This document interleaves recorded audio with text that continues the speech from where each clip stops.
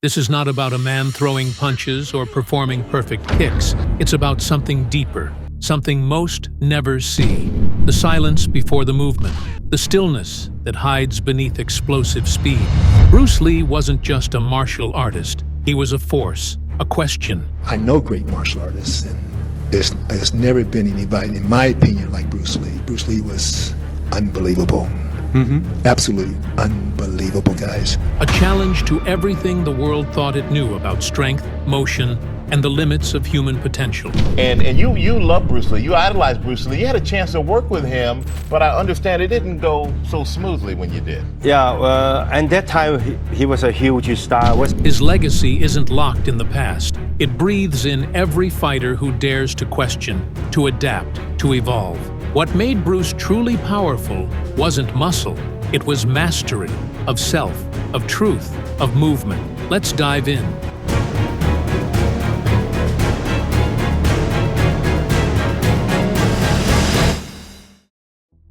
Bruce Lee's legacy, a timeless inspiration. Bruce Lee didn't follow the world. He made the world follow him. Before him, martial arts were confined to dojos and traditions. It was something sacred but static, bound by rituals, locked inside styles. Bruce shattered that mold, not with arrogance, but with a simple, honest belief. If it doesn't work in reality, it doesn't belong. That single idea threatened centuries of structure, but it also awakened something, the beginning of a revolution.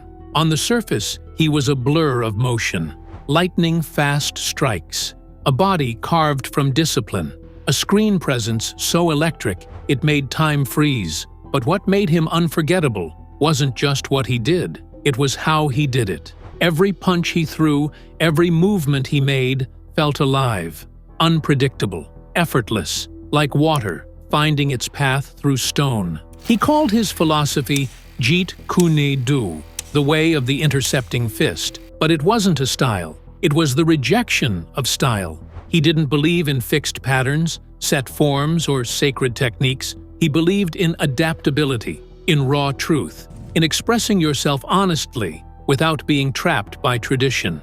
Absorb what is useful, discard what is not, add what is uniquely your own. This wasn't just a martial principle, it was a life principle, and it continues to guide thousands around the world today. When Bruce Lee exploded onto the international stage, he didn't just represent martial arts.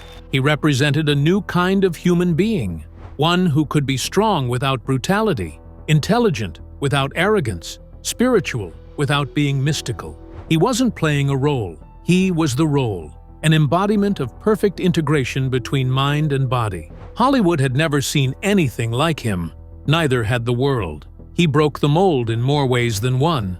As an Asian actor in a deeply prejudiced industry, he kicked open doors that had been locked for decades. But he didn't just want to be seen, he wanted to be understood. He poured philosophy into action. He turned every film into a lesson, not just in combat, but in character, in discipline, in becoming more than what the world tells you to be. That's why Bruce Lee's influence goes far beyond martial arts. You see his fingerprints in mixed martial arts, yes, but also in parkour, dance, fitness, psychology, and filmmaking. He became a cultural symbol, not because he was the strongest, but because he represented the possibility of total self-mastery. Not just knowing how to move, but understanding why you move. Not just fighting an opponent, but overcoming yourself. And what's remarkable, his teachings still feel futuristic. His training methods, once ridiculed, are now foundational in elite sports science. His insistence on combining Eastern philosophy with Western biomechanics now shapes how athletes train worldwide. What he pioneered with instinct and intellect, the world is only now catching up to with data. But maybe the real reason Bruce never fades is this. He made people feel something. Not just admiration, but a kind of awakening. He showed that greatness isn't about copying others, it's about becoming your original, that the body, when unified with the mind, is limitless, and that courage isn't about beating others, it's about daring to be fully yourself, even when the world says no. Bruce Lee wasn't trying to be a legend, He was trying to be real, and that's exactly what made him eternal. Because realness doesn't fade, it echoes. The foundations of a legend, early life and influences. Before the legend, there was just a boy, restless, sharp-eyed, always moving. Born in San Francisco in 1940, but raised on the crowded, chaotic streets of Hong Kong, Bruce Lee's life didn't begin in silence. It began in noise. Fights broke out in alleyways, gangs ruled blocks, and survival often depended on how fast you could run or how well you could throw a punch. For Bruce, fighting wasn't a choice. It was a language, one he would spend a lifetime rewriting. He was a child actor before he was a fighter, standing in front of cameras long before he stood inside a ring. But the screen didn't fulfill him. It only mirrored the energy he couldn't contain. He was fast, impulsive, and sometimes reckless. Trouble followed him. Or maybe he followed it. Either way, it was clear early on. This was no ordinary boy. At 13, something shifted. He was introduced to Wing Chun, a close-range martial art that demanded precision, fluidity, and control. Under the guidance of Ip Man, Bruce began learning not just how to fight, but how to feel. Wing Chun wasn't about brute strength. It was about the economy of motion, sensitivity, stillness inside the storm. It gave Bruce the structure he craved, but it also lit a spark of doubt. Even as he trained, he asked questions. Why this way? Why not that? He didn't want to just follow. He wanted to understand. That curiosity became the beginning of something much bigger than martial arts. By the time he was a teenager, Bruce had already begun experimenting, borrowing footwork from boxing, absorbing rhythm from cha-cha dancing, and using fencing theory to understand timing and distance. Nothing was off limits. Every movement, every art. Ultimately, martial art means honestly expressing yourself. Now, it is very difficult to do.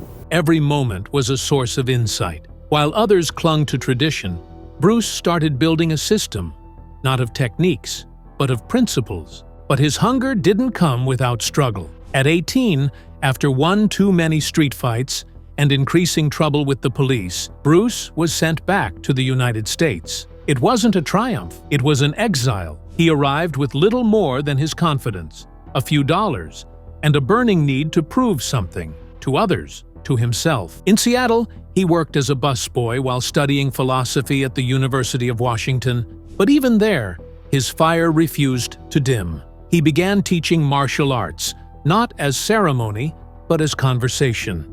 He didn't recite ancient kata or demand rituals.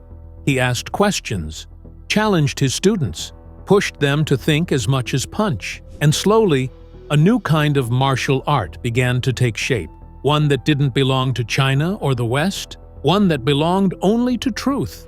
Jeet Kune Do wasn't born in a temple. It was born in a rented garage, under dim lights, with bruises and breath and frustration. Bruce knew he was challenging something sacred, but he didn't care. Because he wasn't trying to disrespect tradition, he was trying to wake it up. And the challenges never stopped. As an Asian man in the 1960s America, the doors of opportunity were barely cracked open. Roles were limited. Respect was conditional. Even in the martial arts world, he was seen as too different. Was introduced martial arts in an exciting way to the whole world. Too unorthodox, too young to be taken seriously. But Bruce didn't wait for approval. He built his own. He sharpened his ideas. And he let his movements speak when words fell short. Those early years were not glamorous. They were raw, painful, real. But in that pressure, something rare was forged. A fighter who wasn't just fighting others, but fighting to become fully himself. A legend who wasn't born in victory, but in resistance. Now first, like always, be sure to hit the like button down below. It helps us out tremendously with the reach of this video. Thank you. Unveiling the secrets. Bruce Lee's training regimen. There was nothing ordinary about how Bruce Lee trained. No rituals for tradition's sake. No wasted movements. No blind repetition. To him, every session was a search. Bruce Lee was the first true mixed martial artist because he was the first true guru that was shouting it from the top of the hills. Not just for better technique, but for deeper truth. He didn't believe in training harder. He believed in training smarter. And what he built, piece by piece, became one of the most advanced and intuitive systems of physical development the world had ever seen. To the untrained eye, Bruce's body looked like a product of sheer genetics. Lean, defined, explosive. But that physique was carved with intention. He treated his body like a lab, constantly testing, adjusting, refining. He trained for speed, not just in his limbs, but in his nervous system. He trained for strength, not just in his muscles, but in the way his body moved as one unified structure. And he trained for endurance, not by running long miles, but by learning how to recover faster between bursts of explosive action. Each day began with what he called foundation work. Road work in the early mornings, shadowboxing, heavy bag drills, finger push-ups, isometric holds, jumping rope. Then came the precision work, footwork patterns, 1-inch punch drills, trapping hands, and elbow destructions. Every movement had a purpose. If it didn't make him faster, more efficient, or more aware, it was discarded. He once said, "I fear not the man who has practiced 10,000 kicks once, but the man who has practiced one kick 10,000 times." But for Bruce, it wasn't just about repetition. It was about mindful repetition. It's more of a complete system, and it's more fluid. By that I mean it's more flowing. There is continuity in movement instead of one movement, two movement, and then stop. The kind that rewires the nervous system. That turns movement into reflex. That makes action an extension of thought. His methods were ahead of their time. Long before functional fitness was popular, Bruce was building explosive power with plyometrics, core control, and dynamic resistance. Long before athletes spoke of muscle confusion, he was constantly varying his routine to shock the system. He trained his fast twitch fibers with lightning drills. He did negative reps to increase control. He lifted weights for strength, but avoided bulk. His goal wasn't to be big, it was to be unstoppable. But Bruce's real edge came from how he fused the physical with the mental. He didn't just work out, he studied movement. He watched animals hunt. He studied dancers, gymnasts, boxers, and boxers. He read books on physiology, kinesiology, and psychology. He knew how the body moved, he knew why it moved, and that knowledge made his training more efficient than any coach-driven program. He also knew that strength alone meant nothing without fluidity, so he trained his body to relax under pressure, to explode from stillness, to strike without warning and recover without delay. His famous 1-inch punch? It wasn't magic, it was physics, coordination, breath, ground force, timing, all executed in a single instant of unified intent. But maybe the most overlooked part of Bruce Lee's training was this. He practiced stillness. In between the blinding speed and sweat, he meditated, breathed, cleared the noise. He knew that tension was the enemy of power, that fear hid in tight shoulders and clenched jaws. So he trained to let go, to move like water, to become emptiness before impact. Empty your mind. Be formless, shapeless, like water. His gym wasn't sacred. It was practical. Wooden dummies, barbell plates, focus pads. But within those walls, he forged something that couldn't be copied. A body that didn't just perform techniques, but expressed ideas. Because for Bruce, martial arts wasn't about looking good. It was about becoming free. Beyond the physical, the mental game of Bruce Lee. Most people saw the punches, the kicks, the screaming fists that tore through the screen like thunder, but few looked past the motion. Few saw the stillness behind the storm. For Bruce Lee, true mastery never began with muscle. It began with the mind. To him, the mind was not a passenger. It was the driver, the source, the spark. He knew a strong body without a strong mind was like a sword with no wielder, sharp but lost. So while others obsessed over form, Bruce went deeper. He wanted to understand fear, hesitation, and ego. He believed that what holds most people back in a fight isn't technique, it's a doubt. That's why he trained his mind as fiercely as he trained his body. His notebooks weren't filled with drills or combinations. They were filled with thoughts, reflections, questions. He read about Zen, Taoism, Western psychology, and Eastern mysticism. He studied awareness, not to escape, but to awaken. Visualization became one of his core tools. All type of knowledge ultimately means self-knowledge.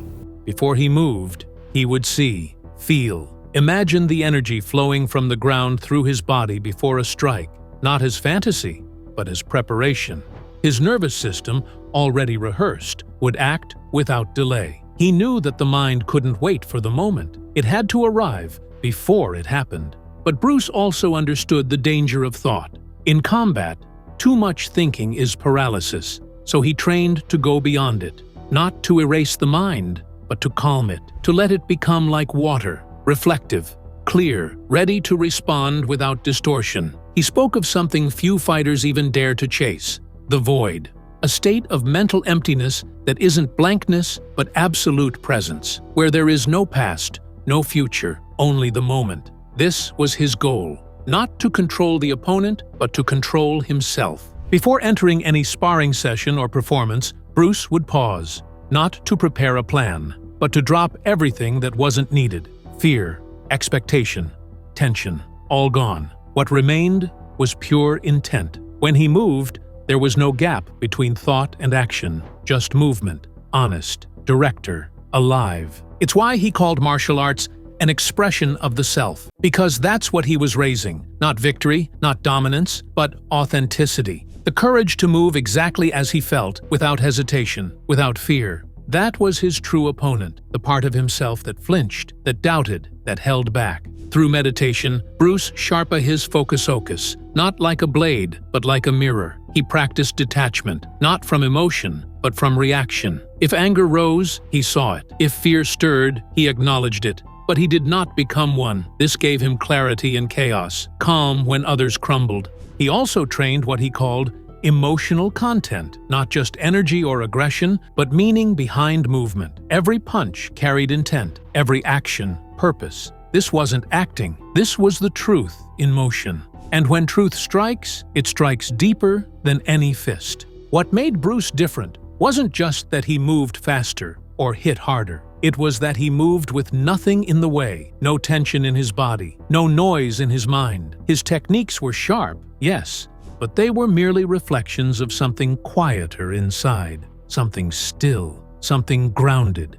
That was his true superpower. Not strength, not speed, but the ability to remain fully present when it mattered most. Because when your mind is clear, when your breath is steady, when your focus is pure, even in the heart of chaos, you move like the eye of a storm. The lasting impact. Bruce Lee's influence on modern martial arts.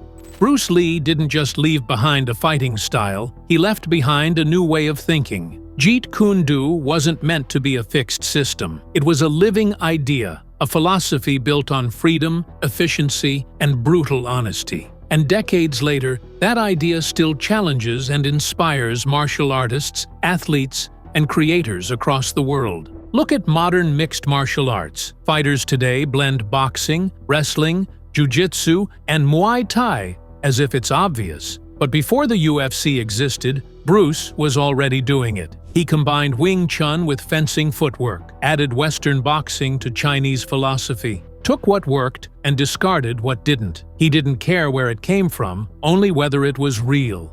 That mindset was revolutionary. At the time, martial arts were defined by styles, boundaries, uniforms, belts, but Bruce believed those lines were imaginary. He saw that no one style had all the answers. The truth was in movement itself, not in tradition. And his impact went far beyond fighting. His training methods are now used by elite athletes across sports. Strength through precision, not bulk. Speed through relaxation, not tension. Movement is powered by intention, not just muscle. Long before sports science caught up, Bruce was already experimenting with neural training, breath control, and mental clarity. But maybe the deepest part of his legacy isn't physical at all. It's what he stood for. Bruce showed that greatness doesn't come from imitation. It comes from expression. He taught that the goal isn't to become someone else, it's to become fully yourself. His fights were powerful, yes, but they were also